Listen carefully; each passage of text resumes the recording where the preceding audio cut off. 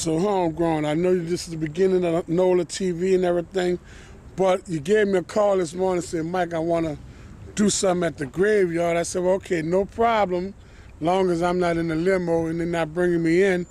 But what inspired you to come here today? And I understand that that's your friend, site to sit on. Was it the fact that his birthday coming up that made you decide to come in today? Or what really inspired this? Really, I wanted to come here due to the fact that it is my homie's birthday. Rest in peace to Kimmy Lee. And I just been fed up with the crime rate on how our young black people just killing one another over senseless bullshit. And to say that we are in the graveyard and death has no age limit on who it reaches. But the thing about it is, majority of the people that's in this graveyard is in this graveyard due to senseless violence. You know, and so that's the point that I wanna point out. And I'm from the area where this graveyard is at, so I can take a walk from that side to this side, and I can point out more than 30 to 40 people that's been gunned down and down the street by senseless violence. And that's the reason why I'm here today. You know, to show that side. I don't want to be in the streets in New Orleans interviewing little dudes with the guns and with the pistols and with the jewelry and with the money showing off. I want to go where it means. This is like this is the end. This is the last stop. This is the final result. To where you go from the streets. You know what I'm saying? Right. So just like they say, you go to jail, you have no family, have no friends, they turn their back on you, whatever the case may be. Well, it's the same way in here in the graveyard prison. You know, once you lay here, your family leave, the flowers dry up, you know, everybody going by their business, they moving on with life. So they come back to this spot to see you every now and then, maybe to put flowers on your grave for your birthday or a holiday or whatsoever. But this is the life sentence here. You know what I'm saying? So that's why we here. And I understand this is a cost of the process, because I was looking on your Facebook, because I see you doing a lot of positive things on your Facebook page, and you posted something on how to buy a coffin. And what inspired you to put that up there? Because I actually looked at it, and I went to check out the price of the coffin. Well, it's like, because half of the dudes that's in the streets, they selling dope, they killing, they wilding out.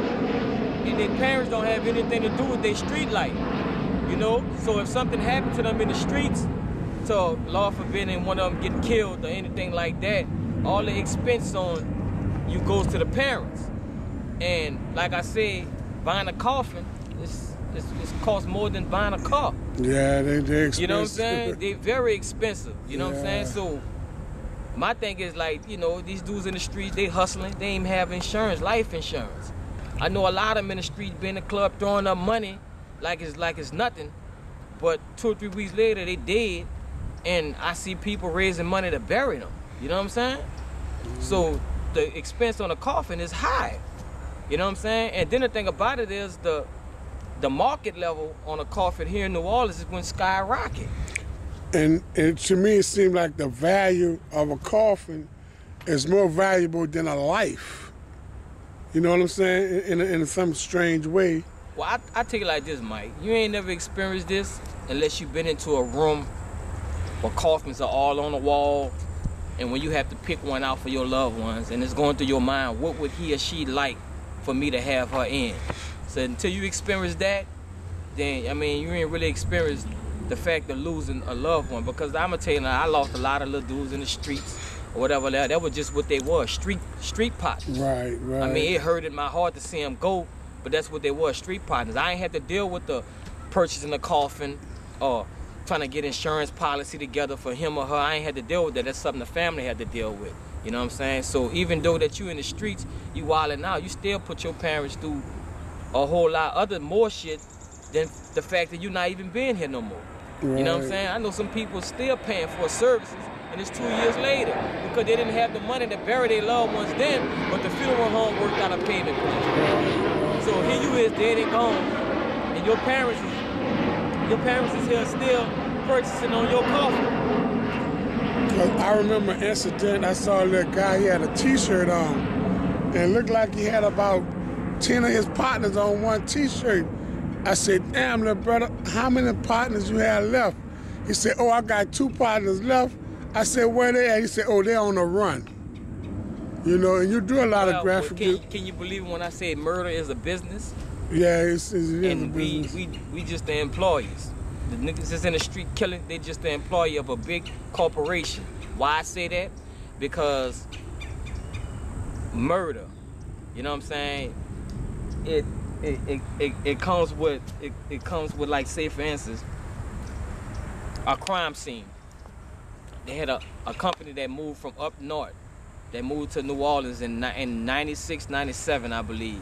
And his whole intention was to move to New Orleans because he owned a bio waste company that cleans up biohazard and, you know, when something spilled or like that. So a crime scene consists of being a biohazard. So he moved from up north to move down here to New Orleans because he can maneuver and his business can grow. Right. So, like I said, 96, 97, from there to now, we have bought him a house. We have paid for his cars. We have made his business go to skyrocket.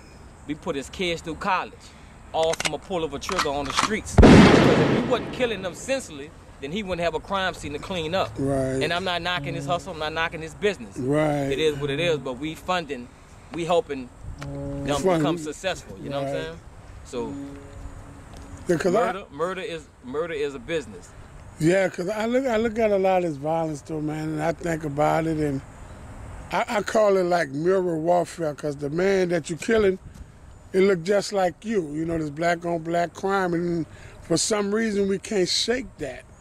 You know, and we chose the life that we live. You know, we're a victim of our lifestyle, but then when you have a 2-year-old getting shot as a result of your lifestyle, then it really become a problem, a major issue. To me, and I know a lot of politicians come and they step out and they speak out on it when something like that happens, but I'm not seeing a lot of prevention. You know, what programs we have implement out here that can help prevention? The politics, to me, that I see, they only come out to fight crime when it's making them look like a politician. I'm just being real. Because it's like, on a day like today is Saturday. I haven't cut on the news, so I can't speak ahead of time. We have no murders as of now that I know of. Nothing going on in the city. And I don't see nobody out here fighting for the cause to keep it that way. Right. We always want to wait till something happen, till another innocent child get killed, or another drive-by happen, or another sick double murder in the East, or whatever the case may be, to say that, okay, we had enough, we want to try to do something. Then when we do something, we all of a sudden come with this candlelight visuals. We all of a sudden come with marches and stuff like that. But after the service of the second line, you know how we second line. After the second line is all over and done with, repass all over and done with, then the next day, like, the fight is over. Nobody want to fight no more until the next person get killed in a tragic way. So I think that's, excuse my language, fucked up. Right. You know what I'm saying? That we need to just stay on the job. You know what I'm saying? And a lot of people saying that it may be because of money, that little dudes need money in their pocket, whatever the case may be. That's why they're out here killing. Whatever case, I don't really think it's more of a money issue. I think it's a money issue. I think it's a money issue, but I think a lot of it has to do with addiction, because addiction will make you do anything. You know what I'm saying? Yeah, they all have. Make you do anything. And the way it is nowadays, it's like the drug of choice on the streets for the average youngster is heroin. Heroin. And I remember that's an old school drug. It's an old school drug, but a lot of youngsters is getting it now, and then when they get it and can't have it, that's become the problem. You know what I'm saying? And that's what leads to desperate situations where they want to jack, rob, or whatever the case may be. Then when they jack and rob, the other person come back and it be a bunch of bullshit. You know what I'm saying? So, to be honest with you, I think the beef over the land, the street, the wards, and all that, I think that's crazy shit too. Because in the long run, we ain't gonna have no land to even purchase ourselves to put our houses on. Because all the land gonna be taken up from places like this, because we need somewhere to bury the dead. Right, well, funerals and prisons are really expanding. Funerals in prison is really expanding the street. The streets are getting smaller, prisons getting larger, funerals getting larger. because they need a place for to put everybody. Right. And you touched a little bit on the ward thing, and ironically, I look at the 1st Ward, 6th Ward, 7th Ward, 8th Ward, 9th Ward, and to glorify that ward thing, to me, I consider that to be a silent killer. Because it's the 3rd Ward versus the 6th Ward, 7th Ward versus 8th Ward, things of that nature. Well, let me ask you a question though, Mike. They say when you cross Martin Luther King, you consider as being in the 3rd Ward. That's where uptown meets downtown. Right. All right. If you stand on the crop line, where shit is said, well, this is uptown and this is downtown. If I take a 1 step foot uptown, is the air different? It's the same. The scene different? It's the same. Is I'm living or is I'm dying? All right. If I take a step over here to downtown, is it the same? Is it the same? It's the same. So why separate it? Like, what's the separation for? It's a mental separation. It's a mental separation. And so, because, I mean, I guess from the black man, we have been stripped of so much, being taken from our country, which is not our actual experience, but it's 3rd, 4th, 5th. It's handed down experiences that we have and that we're still living with and we're trying to filter. So any piece of land that we get some kind of way, ironically, we claim it, but once we claim the land, we don't claim the people that look like us. You're different from us. So if you're from uptown, I'm from downtown. So, and you become my battle, but that's not the real battle. Because when I came up in a desire. When I walked out my door, I seen poverty. I seen junkies in the hallway shooting dope. I seen murder. I see parents trying to get their kids to school. Everything I seen in the 9th Ward, you seen in the 6th Ward. We all one. We mentally divided, and I strongly believe it has a lot to do with our social interaction with each ward. Because when I went to school, from kindergarten to 5th grade, I went to school with everybody in my neighborhood. And if you think about it, when you went to school from kindergarten to 5th grade, it was the same. Then they put us in population when we get in 6th, 7th, and 8th grade. But by then, we have become so territorial of where we come from. You become my enemy because of third-hand information that we got from our older brothers and uncles and things like that. So, man, them niggas in the 3rd Ward, man, look, this got to go down. I'm a little kid. I'm in the 3rd Ward, and I don't see nobody from the 6th Ward until they put me in population. So what you're saying, maybe after older cats that's either coming home on parole or come back into the community, come back into the hood and go in their ward, as you call it, and tell the little young dudes, look, it's not like how we used to be. Right. You know what I'm saying? We need to hook up with these dudes from uptown. We need to hook up with these dudes from the east. We need to hook up with these dudes and keep it as one. You know what I'm saying? So what you think if that happened? How would the crime? Well, that would help a lot. Because a lot of them get killed over the fact of what you just not said over where they from. Now the graveyard is filled with a lot of dudes got killed just because they wasn't from that area. Right. You know, they didn't do nothing. They didn't say nothing to the individual who pulled the trigger. Just because you not from back here, then it's gonna go down. And that's installed in our mind, and that's an abstract way of, it's a territorial thing that we have possessed from one another over the decades. But we, as a people, have to be conscious and break that barrier. We got to make our communities more interactive with one another, because I mean, park ball, that's good, but it's still in a rival state, because they still got to attack each other. Right. It's always a competitive thing that we constantly doing to compete with one another. But there are more senseless and more better ways that we can interact with one another, more on an intellect type of thing. Reading books, I don't care if it's a book club or whatever, but we need something more positive. Just put something on my mind.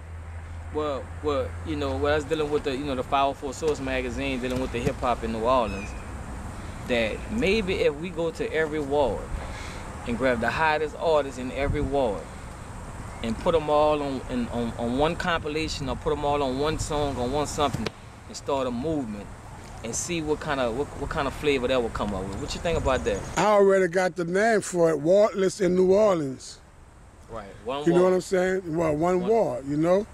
And it's the ward. And that's where we got to get our focus, because murderers in the black community is created from kindergarten to 5th grade, simply because we're not allowed to interact with our peers. Right. And once they put us in population, 6th, 7th, and 8th grade, we become murderers. That's when we go to thinking about it. That's when we have developed animosities that have been possessed in us simply because of division. Right. So they divide us and they build up this hatred in an abstract sense, and the abstract hatred is stronger than a physical hate. You know what I'm saying? Because it's abstract, so now I'm hating you just because, and I don't know you to meet with you where you can show me otherwise. So by the time I meet you, nigga, it's wartime. I'm old enough to carry a gun now. Right. I know where to get a gun from. So, you know, nigga, it's on and it's popping. But then once you reach college, when you have to survive that cycle and you get in college, then you done mellow out. So you're not so much on the killer thing. You see, so now you learn how to interact and socialize with one another then, but that 6th, 7th, and 8th grade, that's where the killer's at. That's where it all starts from. We got to figure out a way to alleviate that kindergarten to 5th grade separation. Right. So when if they interact from kindergarten to 5th grade, then once we put them in population with one another, I done met you already, I done seen you already. You're not a threat to me. You don't mean me no harm because we grew up as kids. Some kind of way our paths cross. Right. And we got to figure out a way to put our paths all in one. You see, and it's up to the parents to find nucleus to where they can bring us to so we can meet the dude in the first ward, the second ward, third ward, long before that mentality is formed. You know? I think a lot of it got to do with, I agree with you on that too. I think a lot of it got to do with wanting to fit in. You know? A lot of it want to do want to fit in. I mean, want to be down.